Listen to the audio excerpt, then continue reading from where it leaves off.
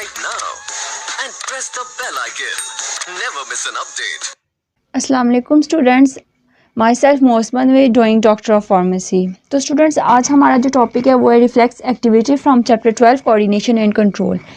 तो इसको स्टार्ट करने से पहले मैं आपको बताऊं कि हम इसके अंदर इंपॉर्टेंट चीज़ें जो डिस्कस करेंगे वो होगा reflex activity, reflex arc, reflexes and then इसके प्रॉपर्टीज़। इसको सब कुछ हम डिटेल में इंशाल्लाह स्टडी करते हैं।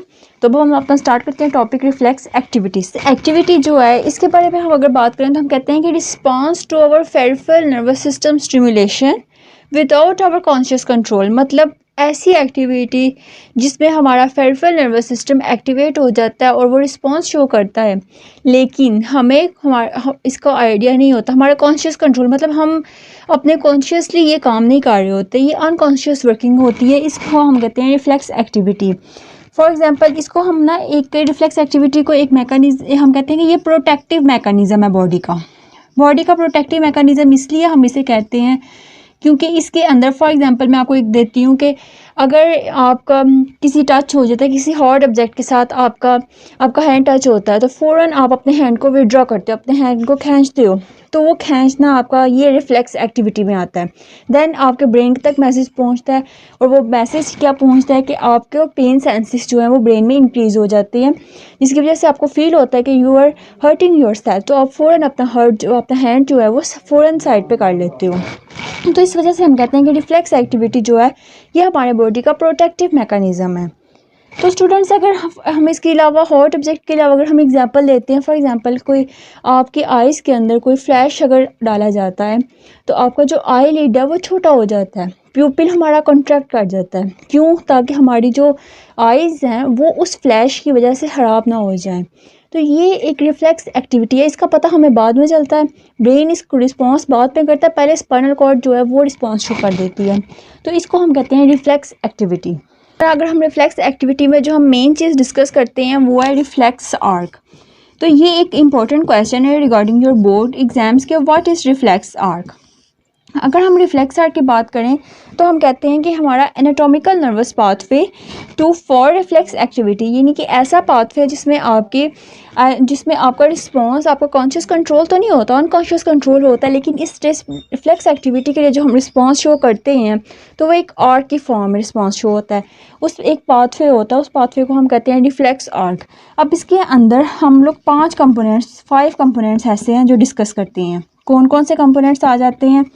फॉर एग्जांपल सबसे पहली चीज़ जो हम डिस्कस करते हैं वो है रिसेप्टर्स।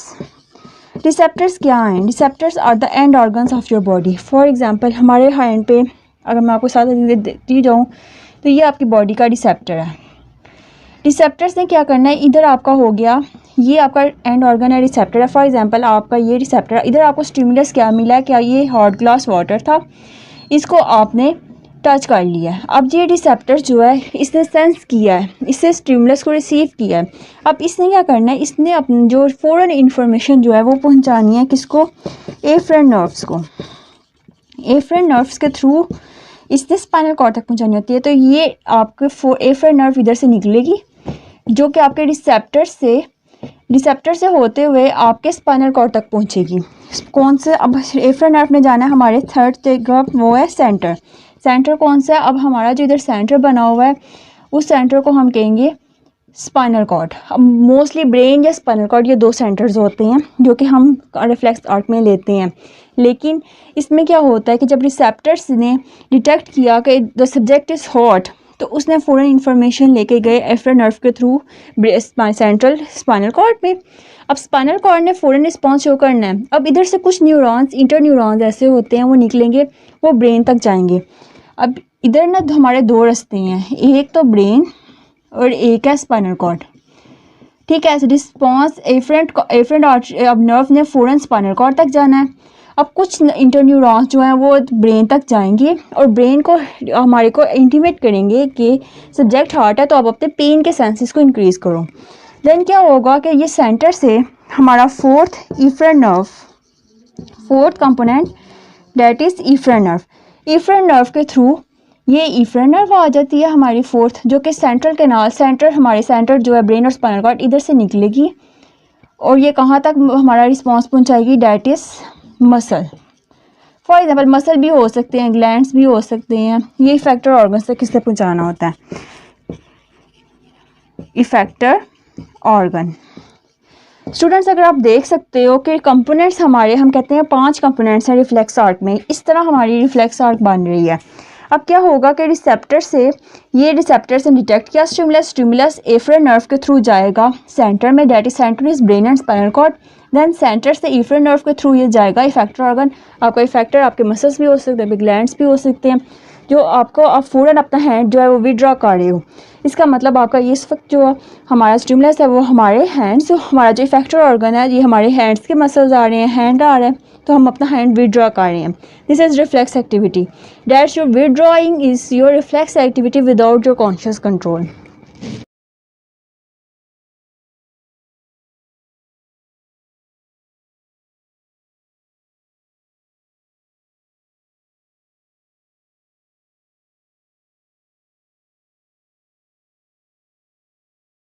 स्टूडेंट्स रिफ्लेक्स आर्क जो है इसकी पिक्चर मैंने आपको, आप पिक्चर में भी देख सकते हो। देन रिफ्लेक्स आर्क के बाद ना क्लासिफिकेशन ऑफ रिफ्लेक्सेस के बारे में थोड़ा सा डिस्कस करेंगे।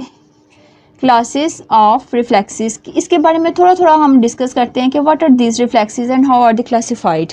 अब रिफ्लेक्सेस क्या हैं? जब मैंने आपको एक रिफ्लेक्स आर्क की फॉर्म में एक एग्जांपल तो दे दिया, लेकिन अब हमारी बॉडी में डिफरेंट पार्ट्स हैं, डिफरेंट रिफ्लेक्सेस हैं, लेकिन वो रिफ्लेक्सेस किस तरह परफॉर्म हो रहे होते हैं, थोड़ा सा उसका हम आइडिया लेते हैं। अब इसमें अगर हम सबसे पहली बात करें ना, तो वो इन रिफ्लेक्सेस को एक होते हैं इनबोर्न रिफ्लेक्सेस। इनबोर्न रिफ्लेक्सेस कौन से रिफ्लेक्सेस होते हैं? वो रिफ्लेक्सेस जो कि नेटिव, यानी कि जब आप पैदाइशी तौर पे इंसान के अंदर पैदा होते हैं, यानी कि फॉर एग्जांपल कि जब आप किसी बेबी है, बेबी के मुंह में आप हनी का ड्रॉप डालते हो, देन उसकी सलाइवा सिक्रेशन होती है।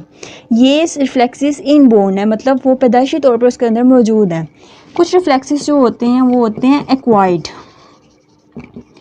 Acquired reflexes. ये वाले वो रिफ्लेक्सेस होते हैं जो कि हम स्पेशल ट्रेनिंग के बाद हासिल करते हैं। फॉर एग्जांपल जैसे जैसे इंसान बड़ा होता है उसे समझ आती है कि when there is a honey drop reflexes, अब उसके सलाइवा सिक्रेशन होती है। कैसे होती है? बाज़ों का ज़रूरी नहीं सामने हो, बाज़ों का स्मेल से सलाइवा सिक्रेशन होने लग पड़ती है, आपके साइड से भी सलाइवा सिक्रेशन होगी, सोच के भी सलाइवा सिक्रेशन होने लग पड़ेगी। तो ये वाली अभी उसने टेस्ट नहीं किया, लेकिन इसके बावजूद उसके जो बाकी के 4 सेंसेस हैं उनकी वजह से सलाइवा सिक्रेशन हो रही है। Then this are acquired reflexes, यानी कि ये उसे स्पेशल ट्रेनिंग के बाद, उसे सीखने के बाद पता चले हैं कि जब मैं अगर सोचता हूँ हनी के बारे में, ड्रॉप ऑफ हनी के बारे में, तो मेरे मुँह में पानी आ जाता है। क्यों? क्योंकि ये एक सोच है, सिर्फ एक सोच है। तो ये वाला एक्वायर्ड रिफ्लेक्स है। अगर आप देख रहे हो, सिर्फ देखने से सलाइवा सिक्रेशन हो रही है, देन दिस इज़ एक्वायर्ड। अगर आपके स्मेल से हो रही है उसकी हनी की, तो ये भी सलाइवा सिक्रेशन आपके एक्वायर्ड रिफ्लेक्सेस में आती हैं। तो ये वो रिफ्लेक्सेस हैं जो कि हमारे ट्रेनिंग के बाद हमारे अंदर आती हैं, तो इन्हें हम कहते हैं एक्वायर्ड रिफ्लेक्सेस। स्टूडेंट्स अगर हम एक थर्ड बात करें तो सिचुएशन।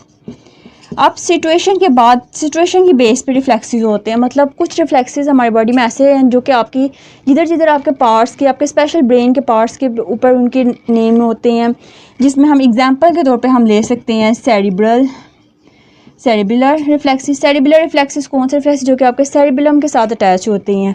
कुछ रिफ्लेक्सेस ऐसे होते हैं जो कि मिड ब्रेन रिफ्लेक्सेस कहते हैं, जिनमें आपका मिड ब्रेन जो है वो एक सेंट्रल वर्किंग के तौर पे एक्ट करता है। तो ये वाले वो रिफ्लेक्सेस होते हैं जो कि आपके बॉडी के mostly brain and spinal cord के पार्ट्स के नेम के ऊपर हम लोग इनको नेम जो यूज़ करते हैं, इन्हें हम कहते हैं सिचुएशन रिफ्लेक्सेस।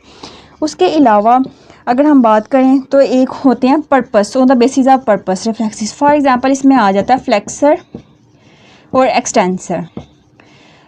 जो पर्पस रिफ्लेक्सेस होते हैं, फ्लेक्सर मतलब आपने एकदम अपने हार्ट से चीज़ से अपने आप को कॉन्ट्रैक्ट कर लिया, फ़ौरन आपने अपने फ्लेक्सिबल मसल्स को फ्लेक्स कर लिया, तो ये फ्लेक्सर मसल्स जो हैं ये एक पर्पस रिफ्लेक्सेस में आ जाएंगे। एक्सटेंसर में होता है कि बाज़ औक़ात एकदम जॉइंट्स आपके कॉन्ट्रैक्ट हो जाते हैं अगेंस्ट ग्रेविटी के अगेंस्ट हम एकदम अपने जॉइंट्स को कॉन्ट्रैक्ट कर लेते हैं, एक्सटेंशन कर लेते हैं, तो इनको हम कहते हैं एक्सटेंसर रिफ्लेक्सेस। मतलब कि जितने भी हमारे मसल्स का फ्लेक्सिबल होना या फिर जॉइंट्स का कॉन्ट्रैक्ट कर जाना, ये वाले रिफ्लेक्सेस में हम आते हैं कैटेगरी में पर्पस रिफ्लेक्सेस में। देन अगर हम डिस्कस करते हैं तो हम कहते हैं साइनैप्स।